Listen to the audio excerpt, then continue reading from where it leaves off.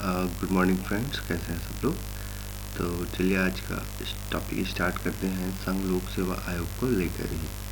क्योंकि संघ लोक सेवा आयोग एक कॉन्स्टिट्यूशनल बॉडी है और जैसे कि आप सब लोग जानते हैं कि इनका मुख्य कार्य क्या है। तो भारत में भारतीय सिविल सेवा प्रशिक्षकों की भर्ती से संबंधित परीक्षाओं का संचालन करना ही इनका मुख्य काम होता है। टॉपिक स्टार्ट करने से पहले मैं आपको कुछ होमवर्क भी देना चाहूँगा कि प्रथम और वर्तमान अध्यक्ष को आप नेक्स्ट वीडियो में बताएंगे। ठीक है, ये कोई बहुत बड़ी चीज़ नहीं है, आप नेट में सर्च मारेंगे तो भी आपको मिल जाएगा। ठीक है, तो चलिए स्टार्ट करें आज का टॉपिक।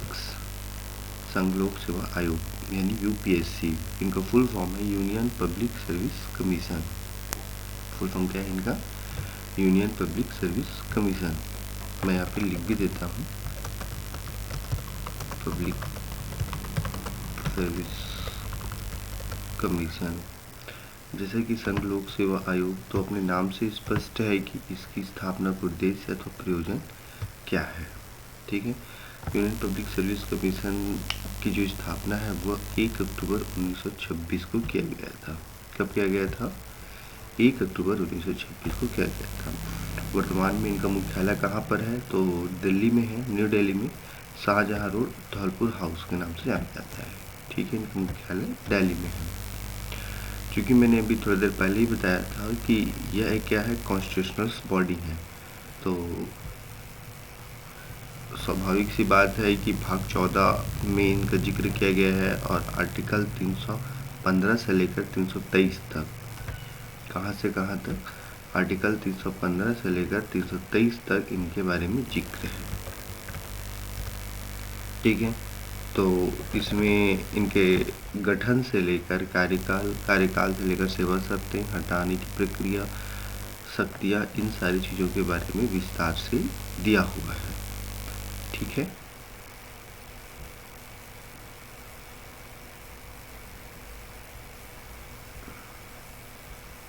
एक मिनट, थोड़ी सी यहाँ पे चलिए कट गया है तो इसको मैं यहाँ पे लिख देता हूँ।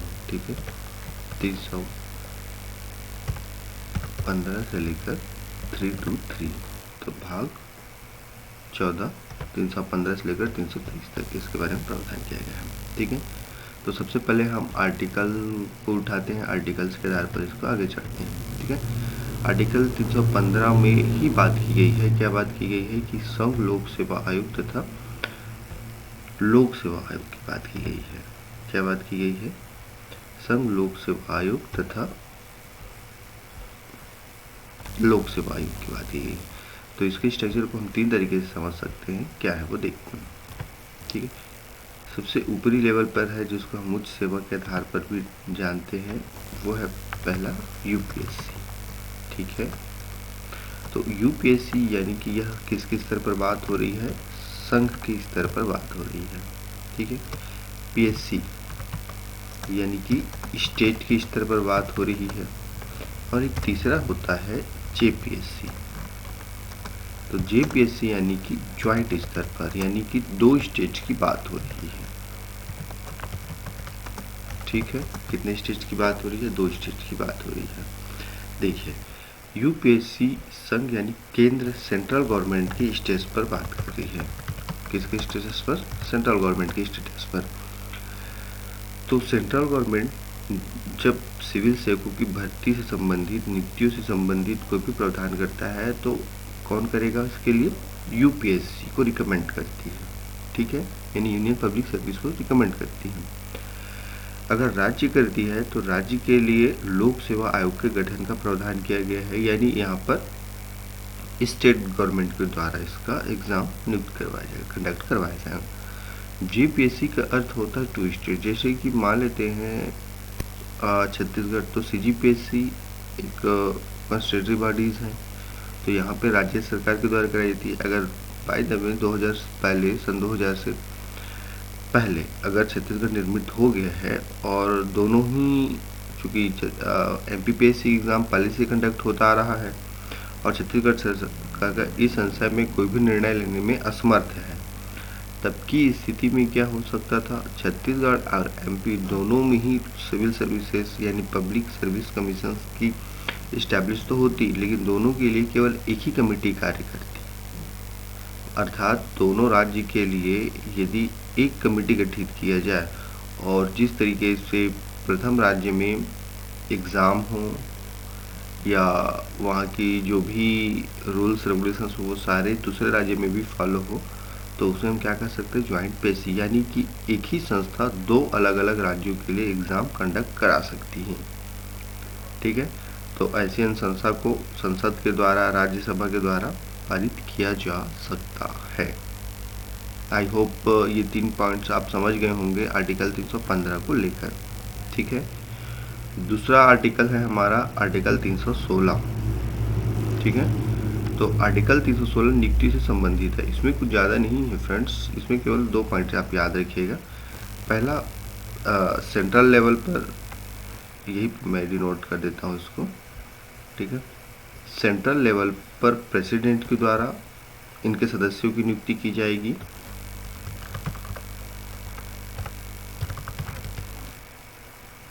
और स्टेट लेवल पर गवर्नर के द्वारा, किसके द्वारा, स्टेट लेवल पर गवर्नर के द्वारा इनकी नियुक्ति का प्रावधान किया गया है। चूँकि दोनों ही प्रक्रियाओं में एक अध्यक्ष होगा, बाकी अन्य सदस्य होंगे जो संघ के द्वारा निर्धारित किए जाते हैं। दोनों ही कंडीशंस में सेम रूल्स फॉलो होते हैं। ठीक है, फिर आर्टिकल 317 है हमारा हटाना अथवा निलंबन की प्रक्रिया को लेकर। तो सीधी सी बात है, जो आपको बनाएगा वही आपको मिटा भी सकता है। यानी आपको क्या करना होगा, अगर निलंबन भी किया जाता है, हटाने की प्रक्रिया है, तो राष्ट्रपति केंद्र में और राज्य में गवर्नर के द्वारा आपको इसको हटाया जा सकता है, क्योंकि ये प्रसाद पर्यंत के आधार पर भी सम्मिलित होता है। ठीक है, आर्टिकल 318 क्या कहता है, सेवा शर्तें एवं विनियमन के बारे में है। ठीक है, आप इसको डीपली और पढ़ लीजिएगा। मैं यहाँ पे केवल हल्के और ऊपरी लेवल से रिवाइज कराने की कोशिश कर रहा हूँ। ठीक है, आर्टिकल 319। तो आर्टिकल 319 क्या है समझिए, सदस्य न रहने पर पद धारण संबंधी प्रतिषेध करता है।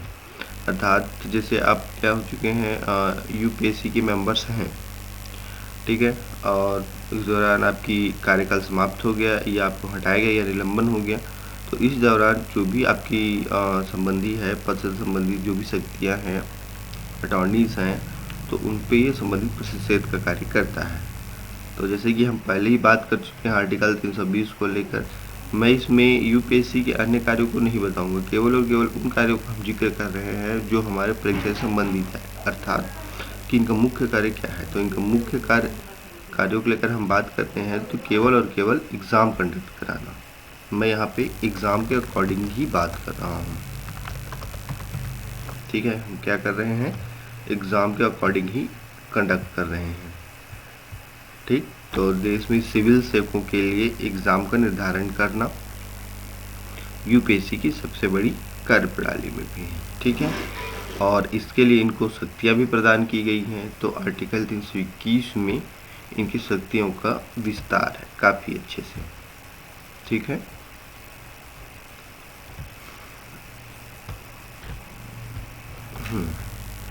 आर्टिकल 322 में इसमें जो भी लोक सेवा आयोग के द्वारा एक्सपेंड होता है, खर्च होता है, तो उसकी बात की गई है।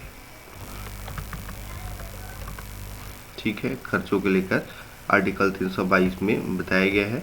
और लास्ट में प्रतिवेदन है। तो सीधी सी बात है, प्रतिवेदन तो केवल एक ही व्यक्ति को सौंपेंगे, क्योंकि जो नियुक्ति कर सकते हैं, जो हटा सकते हैं, उन्हीं को ये क्या कर सकते हैं, प्रतिवेदन भी प्रस्तुत करते हैं। और वो कौन है, प्रेसिडेंट हमारा। ठीक, तो मेरे ख्याल से इस आर्टिकल्स में ज़्यादा समस्या नहीं होनी चाहिए हमको। आर्टिकल 315 से लेकर 323 तक। चलिए फिर से एक बार रिवाइज कर देते हैं। 15 में क्या है, 3 स्टेज पे बात की गई है, संघ के स्तर पर, राज्य के स्तर पर और ज्वाइंट के स्तर पर। ठीक है, 16 में क्या बात किया गया है, नियुक्तियों को लेकर बात की गई है। 17 में हटाने की बात की गई है। 18 में सेवा शर्तें हैं। 19 में पद धारण संबंधी प्रतिषेध है। 20 में इनके कार्यों के बारे में बताया गया है, 21 में इनके कार्यों के अगर कार्य कर रहे हैं तो उनकी शक्तियों को बताया गया है, 22 में लोक सेवा के जो भी एक्सपेंड है खर्चे हैं उनको बताया गया है, और 23 में प्रतिवेदन को लेकर बात की गई है। जैसा मैंने आपसे पहले ही कहा था कि हम यहाँ पे केवल उन्हीं पॉइंट्स को देखेंगे, यानी उन्हीं कार्य को लेकर बात करेंगे जो पदाधिकारी अथवा नियुक्ति से संबंधित है। तो इसीलिए मैंने अलग से भी डिनाइट कर दिया है इसको कि लोक सेवा से संबंधित महत्वपूर्ण पहलू क्या है और हम किस पे बात करेंगे, ये है हमारा। ठीक है, मुख्य कार्य मैंने डाल भी दिया है यहाँ पे। क्या डाला है देख लीजिए। भारत सरकार के लोक सेवक पदाधिकारियों की नियुक्ति, आई रिपीट दैट, भारत सरकार के लोक सेवक पदाधिकारियों की नियुक्ति संबंधित परीक्षा का संचालन करना ही इनका मुख्य कार्य है। ठीक है, तो ये तो बात हुई कॉन्स्टिट्यूशन की। संविधान में इनके बारे में इस तरीके से जिक्र किया गया है जो हमने सरसरी निगाहों से शॉर्ट टर्म में देखा। चूँकि कॉन्स्टिट्यूशनल बॉडीज़ हैं तो स्वाभाविक सी बात है एक दिन में तो आया ही नहीं होगा, तो इसीलिए मैं चाहता हूँ कि इसके ऐतिहासिक पृष्ठभूमि के आधार पर हम क्या करें, संचालन करें और आगे पढ़ते हैं कि किस आधार पर यह वर्तमान का सिविल सर्विसेज जो स्वरूप है वो हमारे सामने उभर कर आता है। ठीक है, तो ऐतिहासिक पृष्ठभूमि में जाने से पहले हमको कुछ चीज़ों को याद रखना होगा, जानना होगा कि वो क्या चीज़ें हैं। जैसे सबसे पहले आप यही जान लीजिए कि दो प्रकार से ब्रिटिश शासनकाल में दो प्रकार की व्यवस्था थी। ठीक है, वो कौन कौन सी व्यवस्था थी? तो सबसे पहले व्यवस्था थी कंपनी का शासन, या एक मिनट है ना, सबसे पहली व्यवस्था क्या थी? कंपनी शासन। ठीक, फिर दूसरी सेकंड स्टेजेस पे क्या आया? सेकंड नंबर पे आया ब्रिटिश शासन।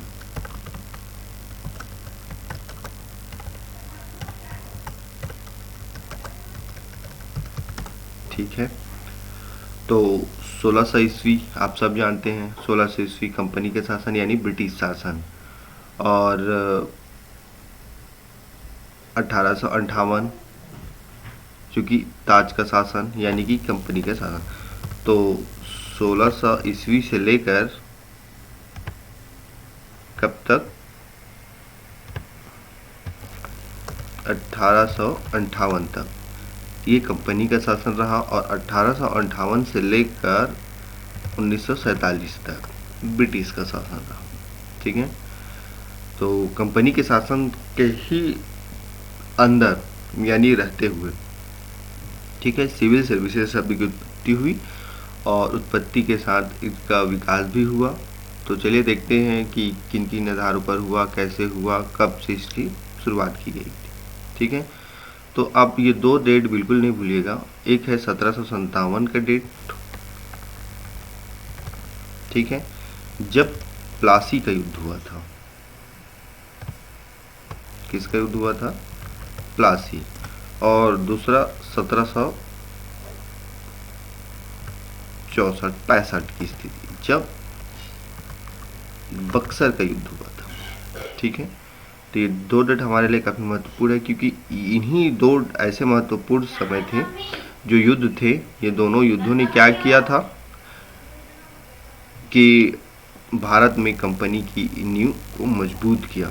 ठीक है, और जब 1764 में कंपनी ने पूरी तरीके से नियंत्रण कर लिया, भारत के अधिशासन पर नियंत्रण कर लिया, तब जाकर फिर इन्होंने क्या किया, एक कंपनी की स्थापना करी। और इस कंपनी में सर्वप्रथम एक शब्द आया, क्या शब्द आया? लोक सेवक शब्द। तो 1765 में ही कंपनी ने क्या किया, लोक सेवक शब्द का आधिकारिक प्रयोग प्रथम बार किया। ठीक है, और तब जाकर आप सभी जानते हैं 1773 का रेगुलेटिंग एक्ट, 1773 का रेगुलेटिंग एक्ट, जब कंपनी शासन की पहले अधिनियम को पारित किया गया और इसी के अनुसार फिर देश में कंपनी शासन की शुरुआत की गई।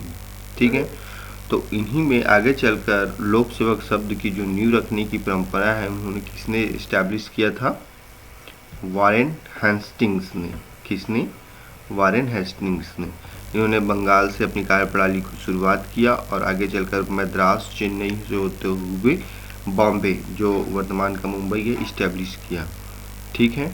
तो इसके जनक किसे माने जाते हैं? वारेन हेस्टिंग्स को माना जाता है, परंतु इसको नवीनतम स्वरूप लोक सेवक को नवीनतम स्वरूप प्रदान करने का श्रेय किसको जाता है?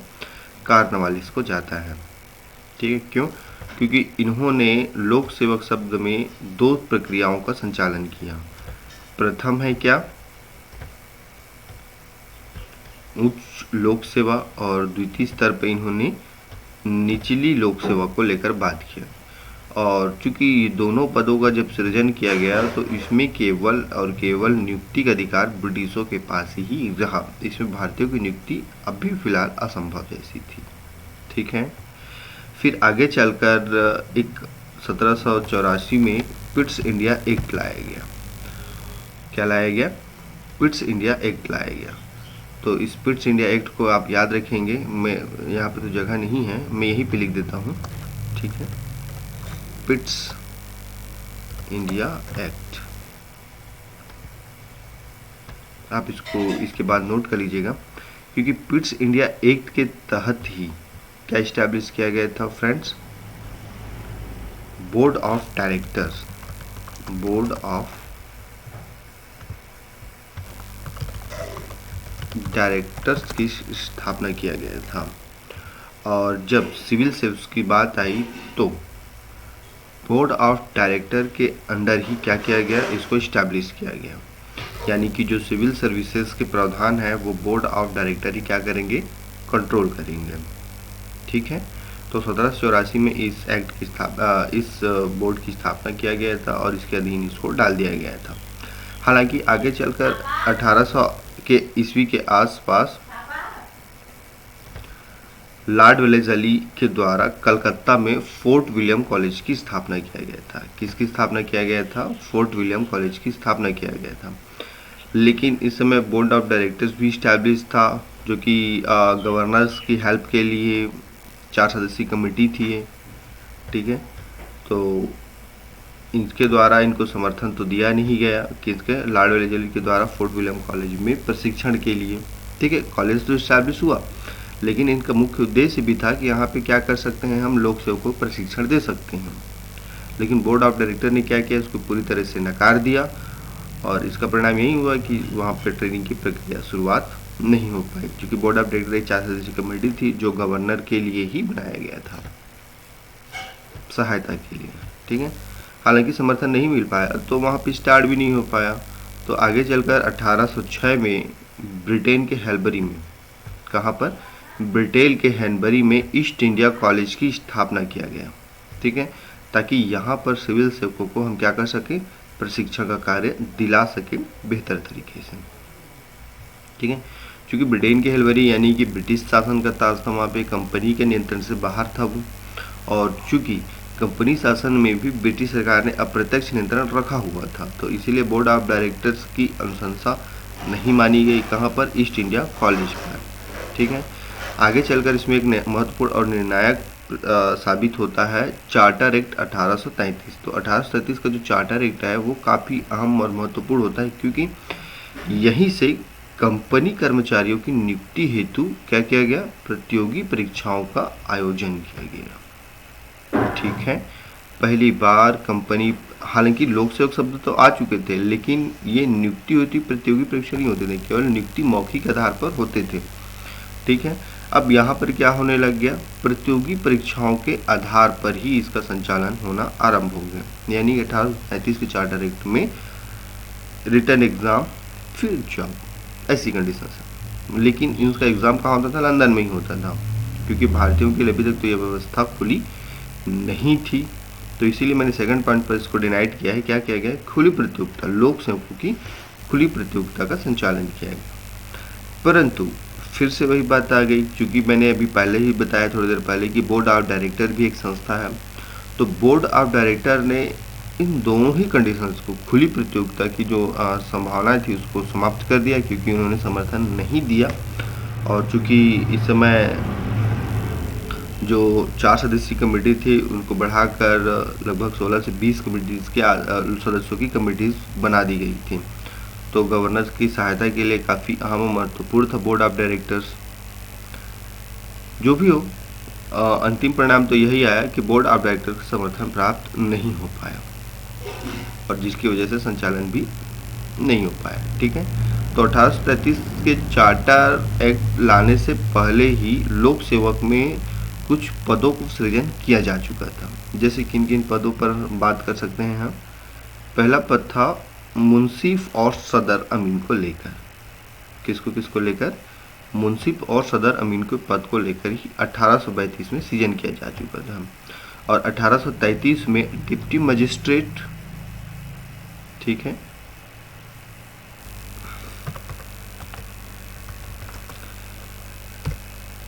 और डिप्टी कलेक्टर, ये 2 पदों का सृजन किया जा चुका था। ठीक है, डिप्टी कलेक्टर, लेकिन इनके कार्य क्षेत्र और दायरा काफ़ी सीमित था क्योंकि इनका मुख्य कार्य इसीलिए था क्योंकि उस समय ब्रिटिश शासन जो व्यवस्था थी वो मुख्यतः 11 प्रांतों और 562 देशी रियासतों में डिस्ट्रीब्यूट था। ठीक है, तो इतने राज्यों में, और चूंकि अप्रत्यक्ष तौर पे 11 प्रांतों में तो पूर्णतः इनका प्रत्यक्ष तौर पे शासन था और 562 रियासतों में अप्रत्यक्ष तौर पे था। तो यहाँ पे मुख्य कार्य क्या था? इनसे राजस्व वसूलना। तो टैक्स वसूली के लिए इन दोनों पदों का सृजन किया गया।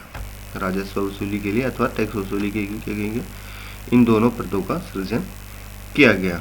हालांकि ये अपने आप में उतना सक्सेस तो नहीं हो पाया, परंतु आगे चलकर जब 1854 में मैकाले कमेटी की स्थापना हुई तो उस समय यह काफ़ी महत्वपूर्ण हो गया और खुली प्रतियोगिता तो पूरी तरह से आरंभ ही हो गई, ऐसा मान सकते हैं। ठीक है, तो चार्टर एक्ट 1854 के तहत मैकाले समिति को इस्टेब्लिश किया गया और मैकाले समिति के आधार पर ही यहाँ पर शिक्षा और सिविल सर्विसेज की एक अहम और महत्वपूर्ण नींव डाली गई। ठीक, तो सबसे पहला कार्य क्या हुआ इसके तहत? पहला कार्य हुआ कि इन्होंने खुली सिविल सर्विसेज प्रतियोगिता की शुरुआत कर दी थी। दूसरा क्या था? बोर्ड ऑफ डायरेक्टर्स की संरक्षण प्रणाली को भी समाप्त कर दिया गया था। जैसे मैंने आपको पहले ही बताया है कि यही वो बोर्ड ऑफ डायरेक्टर है जिन्होंने 1833 और उससे पहले 1834 के समय 1784 के समय उन्होंने क्या किया था? खुली प्रतियोगिता और सिविल जैसे शब्दों को, सिविल सर्विसेज जैसी अवधारणाओं को ही समाप्त कर दिया था। इन्होंने उस पर कोई भी समर्थन नहीं दिया था। तो मैकाले कमेटी के आधार पर नहीं, उसको एक्ट के आधार पर ही, क्योंकि इस समय काफ़ी व्यंग्यात्मक प्रक्रियाएं भारत के भीतर संचालित था और ऐसी कंडीशंस में बोर्ड ऑफ डायरेक्टर्स के आधार के स्थान पर इंडियन सेक्रेटरी, भारत सचिव जैसे पदों का लाया जाना था। ठीक है, तो बोर्ड ऑफ डायरेक्टर्स के स्थान पर इंडियन सेक्रेटरी जैसे पदों की आरंभ से ही क्या हो गया? इसकी संरक्षण प्रणाली को समाप्त कर दी गई और इन्होंने कुछ मुख्य आधार पर सिफारिशें प्रस्तुत की। तो पहले आधार पर प्रस्तुत सिफारिश क्या था कि जो आपने ऊपर पढ़ा होगा, क्या पढ़ा था कि 2 स्तर पर, निचले स्तर पर और शाही स्तर पर। तो यहाँ पर द्विस्तरीय की जगह इन्होंने 3 स्तरीय संरचना की बात की थी। सबसे पहले स्तरीय संरचना की बात हुई थी क्या? ICS को लेकर। तो इस समय अभी तो वर्तमान में हम क्या कहते हैं? ICS ही कहते हैं, लेकिन इसमें क्या था? इंडियन सिविल सर्विसेज था। क्या था इसमें? इंडियन सिविल सर्विसेज को लेकर बात की गई थी। लेकिन वहाँ पर जहाँ पर हम बात करते हैं, जब 1854 के समय पे था तो इसको इंपीरियल कहा जाता था। आई में इंपीरियल शब्द जोड़ दिया गया था। ठीक है, तो पहले स्तर पर त्रिस्तरीय संरचना में सबसे पहले स्तर पर ICS को लेकर बात की गई थी। दूसरी स्तरीय संरचना में क्या हुआ था? प्रोविंसेस यानी प्रांतों को लेकर बात किया गया था और तीसरी स्तर पर सबऑर्डिनेट यानी अधीनस्थ को लेकर बात किया गया था। इन्होंने 3 प्रमुख क्या किए थे? त्रिस्तरीय संरचना को लेकर ही बात की थी, जिसको लगभग स्वीकार भी कर लिया गया था। साथ में इन्होंने सिफारिश की थी आयु सीमा को लेकर, एज को लेकर। ठीक है, तो एज 23 वर्ष का निर्धारित किया गया था। इसका एग्ज़ाम कहाँ पे था? लंदन में आयोजित करने की बात की गई थी। और इन सब के अलावा इसमें एक ट्रेनिंग का प्रोसेस भी शामिल करने की बात हुई थी। ठीक है, किसकी बात की गई थी? ट्रेनिंग प्रोसेस को लेकर बात की गई थी। तो अभ्यर्थियों को नियुक्ति से पहले ही क्या करना था? हमको प्रोबेशंस पर रखना था। ठीक है, हालांकि आगे चलकर जब 1858 की क्रांति हुई थी तो इसमें काफ़ी उथल पुथल हुआ और 1858 की क्रांति में क्या हुआ? ब्रिटिश शासन की शुरुआत हुई, यानी ब्रिटिश ताज की शुरुआत हुई और कंपनी का शासन समाप्त हो गया। तो स्वाभाविक सी बात है, जब सरकार यानी अन्य देश की सरकार अन्य देश पर औपनिवेशिक राज्य पर नियंत्रण करेगी तो उसके साथ ही बहुत सारी चीज़ों को उनको डेवलप करने की भी आवश्यकता होती है। तो 1858 के कंपनी शासन के समाप्ति के बाद ब्रिटिश ताज की उत्पत्ति से ही फिर सिविल सर्विसेज में एक नया मोड़ का आरंभ होता है और आगे चलकर 1858 में ही क्या किया गया? इसमें विश्वविद्यालय की स्थापना किया गया। ठीक इसके पहले ही 1855 में जो मैंने आपको बताया था बोर्ड ऑफ डायरेक्टर्स, तो बोर्ड ऑफ डायरेक्टर्स के पद को हटाकर नियंत्रण बोर्ड का गठन किया गया था, याद होगा आपको। और मैंने वहाँ पे एक शब्द कहा था, क्या कहा था?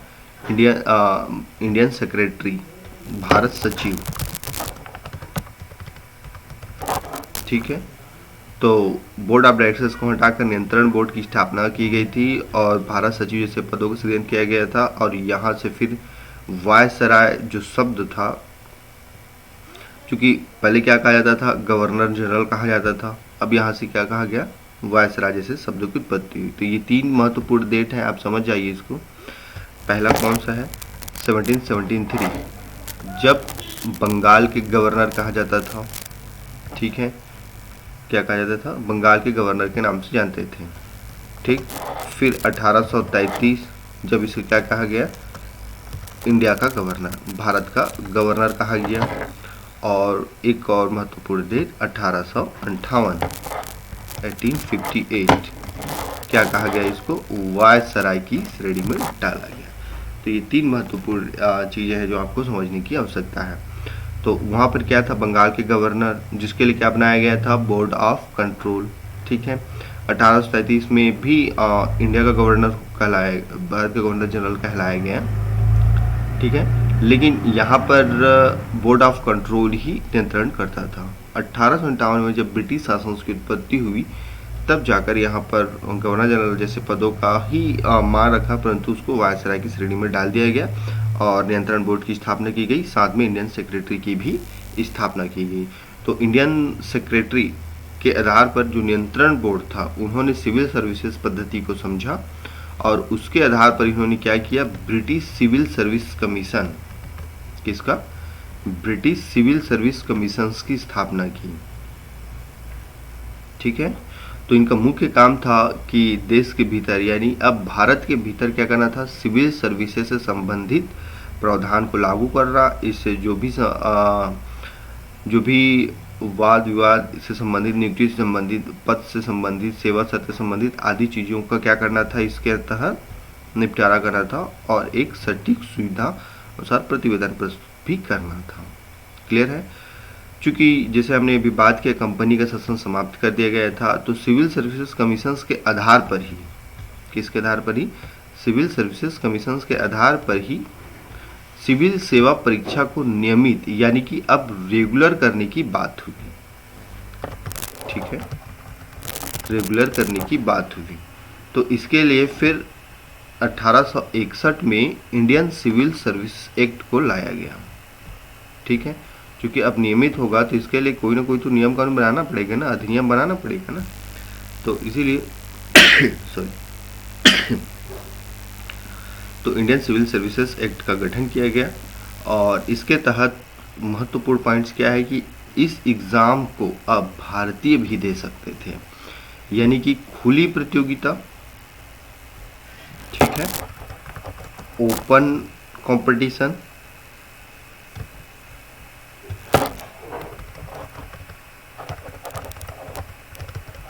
की अवधारणा को शामिल किया गया जिसका एग्जाम भारतीय भी दे सकते थे। ठीक है, इंडियंस भी दे सकते थे। हालांकि इसका एग्ज़ाम कहाँ होना था, लंदन में ही आयोजित होना था। ठीक है, और इसी आधार पर 61 में एक्ट बना और ठीक 2 साल के बाद देश के प्रथम ICS imperial civil services Indian civil servant के रूप में सत्येंद्र नाथ टैगोर ने इस एग्ज़ाम को 1863 में क्या किया, क्वालिफाइड किया। ठीक है, इनका चयन हुआ और अपनी ट्रेनिंग कंप्लीट करने के बाद, जैसे कि हमने बताया था आपको पहले ही कि ब्रिटेन में इनको प्रोबेशन से ट्रेनिंग की स्टाइल से शुरुआत कर दी गई थी। तो नवंबर 1864 में यह स्वदेश वापस आए और इन्होंने ब्रिटिश शासनकाल में, ठीक है, 30 वर्ष तक सेवा का संचालन कराया। इनकी सबसे प्रथम जैसे ही इन्होंने नवंबर 1864 में क्या किया, स्वदेश वापस लौट कर आए, तो सबसे पहले इनकी पोस्टिंग कहाँ हुई थी, अहमदाबाद गुजरात में। ठीक है, कहाँ पे हुई थी इसकी पोस्टिंग, अहमदाबाद गुजरात में। सहायक मजिस्ट्रेट एवं कलेक्टर के रूप में इनकी प्रथम पोस्टिंग हुई और 30 वर्ष सेवा के उपरांत 1895 में सतारा, यानी महाराष्ट्र में ही है सतारा, ठीक है, तो जज के रूप में ये रिटायर हो गए। तो इस तरह से इन्होंने क्या किया, 30 वर्षों तक अपनी सेवाएं प्रदान की। ठीक है, परंतु आगे चलकर इसमें और बहुत सारे अमेंडमेंट किए गए। तो इसी के कंडीशंस में 1870 में एक सिविल सर्विसेज एक्ट पुनः लाया गया। हालांकि इसमें कोई बहुत बड़े अमेंडमेंट तो नहीं हुआ, जो भी अमेंडमेंट होना था 1861 के आधार पर ही किया गया। ठीक है, लेकिन आगे चलकर जो आयु सीमा को लेकर ही विवाद था। ठीक है, तो चूंकि यहाँ पे मैं एक बार फिर से बता दूं, यहाँ पे जो आयु सीमा 1861 के एक्ट के तहत क्या कर दिया गया था, 18 वर्ष कर दिया गया था। तो यहाँ पर जब एचिसंस कमेटी बैठी, चार्ल्स एचिसन कमेटी 1886 में इस्टेब्लिश किया गया, तो इसके आधार पर ही लोक सेवा का गठन की बात की गई। किसकी बात की गई, लोक सेवा की गठन की बात की गई। और इन्होंने क्या दिया, आयु सीमा को 23 वर्ष भारतीयों के लिए भी करने का प्रावधान हेतु सिफारिश किया। ठीक है, और आगे चलकर 1912 में लोक सेवा पर शाही आयोग की नियुक्ति की गई। यानी कि जो लोक सेवा आयोग का गठन की बात चार्ल्स एचिसन ने किया था, उसी को आगे चलकर 1912 में संगलिंगटन की अध्यक्षता में क्या किया गया था, शाही आयोग की नियुक्ति की मांग की गई थी। उन्होंने क्या किया था, लोक सेवा आयोग का मांग किया था, इन्होंने क्या किया था, शाही आयोग की बात की थी। ठीक है, तो आगे चलकर 1919 में फिर महत्वपूर्ण परिवर्तन होता है। कब, जब मॉन्टेग्यू चेम्सफोर्ड के द्वारा क्या किया गया था, 1919 के भारत शासन अधिनियम को लागू किया गया था। ठीक है, यहाँ पर पहली बार ICS के जगह IAS शब्द का स्थापना किया गया था। तो ICS यानी इंपीरियल सिविल सर्विसेज की जगह अब क्या किया गया था, IAS इंडियन एडमिनिस्ट्रेटिव सर्विस। क्या था, इंडियन एडमिनिस्ट्रेटिव सर्विस।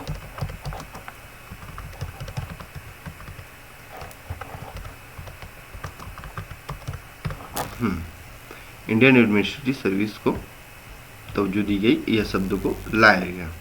और साथ में ही प्रथम बार कहाँ, भारत में भी एग्ज़ाम को लेकर बात की गई।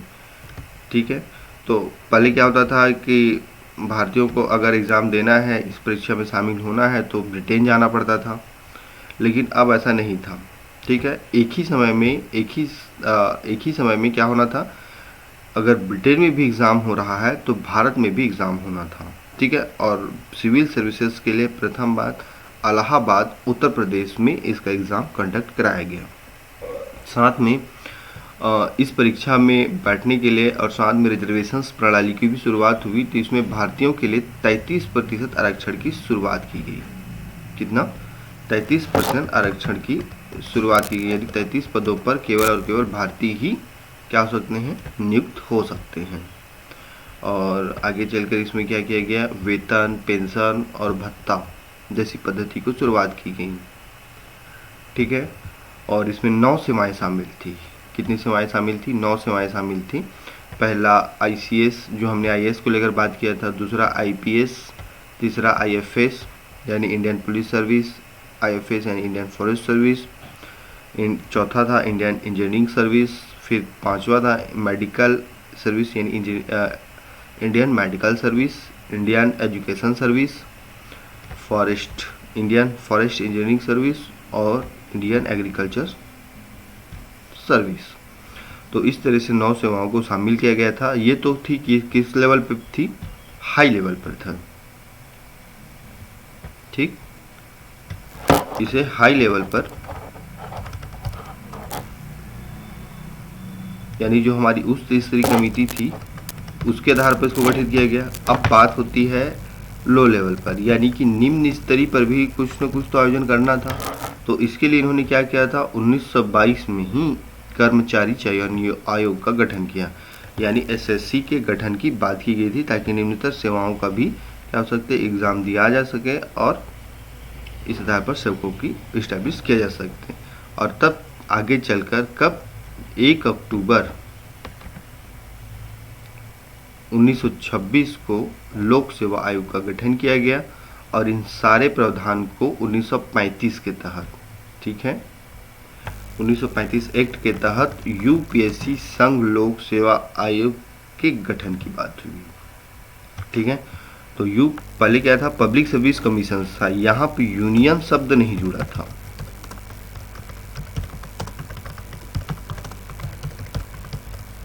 ठीक है, यहाँ पर क्या नहीं जुड़ा था, यूनियन शब्द नहीं जुड़ा था। 1935 एक्ट के तहत ही क्या हुआ, इसमें यूनियन शब्द जोड़ा गया और इसके साथ ही इसमें स्ट्रक्चर भी डिसाइड किया गया। ठीक, इसके संरचना में कैसे होगा, क्या होगा। साथ में इनके वर्क ऑफ प्रोफेशंस को लेकर भी बात की गई और जैसे कि मैंने बताया सैलरी को लेकर भी बात किया गया और साथ में प्रतिवेदन। तो महत्वपूर्ण जो भी कार्य हुए थे वो 1935 के एक्ट के तहत पूरी तरह से लागू किया जा चुका था। और 1935 के एक्ट को मैं इसलिए ज़्यादा डिफाइन नहीं कर रहा हूँ क्योंकि इसके डेटा हमको आसानी से कहीं पे भी मिल जाते हैं, तो हम एक होमवर्क की तरह ही रख लेते हैं इसको कि 1935 के एक्ट के तहत UPSC यानी सिविल सर्विसेज के लिए ऐसे क्या क्या प्रावधान किए गए थे। ठीक है, तो मेरे ख्याल से आप सबको ये टॉपिक समझ आया होगा अच्छे से। अगर कोई भी डाउट हो, क्वेरीज हो, तो आप मुझे कमेंट बॉक्स में कमेंट कर सकते हैं। मेरा नंबर भी दिया हुआ है, आप उसमें व्हाट्सअप कर सकते हैं। और जल्द ही हम एक ग्रुप लाने वाले हैं, तो उस ग्रुप के आधार पर भी क्या कर सकते हैं, फिर चीज़ों को आगे हम अच्छे से समझ सकते हैं। ठीक है, तो जो भी है डाउट क्वेरीज पूछ लीजिए आप लोग का, वह नई क्लास स्थगित करते हैं। तो स्थगित किया जाए।